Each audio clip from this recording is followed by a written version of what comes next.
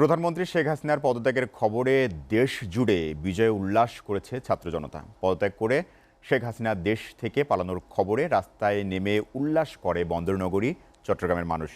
সেনাপ্রধানের বক্তব্যের পর বিজয় উল্লাস শুরু করে তারা। বিজয় উল্লাসের মাঝেও স্বৈরাচার পতন আন্দোলনে নিহত হাজারো ছাত্র জনতা হত্যার দায়ে জড়িতদের বিচারের কাঠগড়ায় দাঁড়ানোর আহ্বান জানান তারা। শেখ হাসিনার পদত্যাগের খবরে ঘর ছেড়ে রাস্তায় নেমে আসে রাজশাহীবাসী। তারা নগরীর সাহেব বাজার 0 পয়েন্ট সহ বিভিন্ন মোড়ে মোড়ে মিষ্টি বিতরণ করেন। সেনাপ্রধানের ভাষণের পর জাতীয় পতাকা হাতে খণ্ড খণ্ড মিছিল নিয়ে রাস্তায় উল্লাস করে ছাত্র জনতা।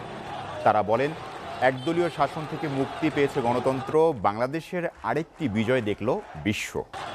পটুয়াখালীতেও রাজপথে নামে লক্ষ লক্ষ জনতা। বঙ্গবন্ধুর ম্যুরাল ভাঙচুর এবং আওয়ামী লীগ অফিসে আগুন লাগিয়ে দেয় বিক্ষুব্ধ জনতা। শেখ হাসিনা সরকারের পতন এবং গণভবন ছাত্র জনতার দখলে এমন বাস্তবতায় আনন্দ মিছিলে প্রকম্পিত হয় দিনাজপুরের ঐতিহ্যবাহী গড়-ই শহীদ ময়দান। দিনব্যাপী শিশু, ছাত্র, শিক্ষক, অভিভাবক সহ সব শ্রেণী পেশার মানুষের পদচারণায় মুখর হতে থাকে মাঠ।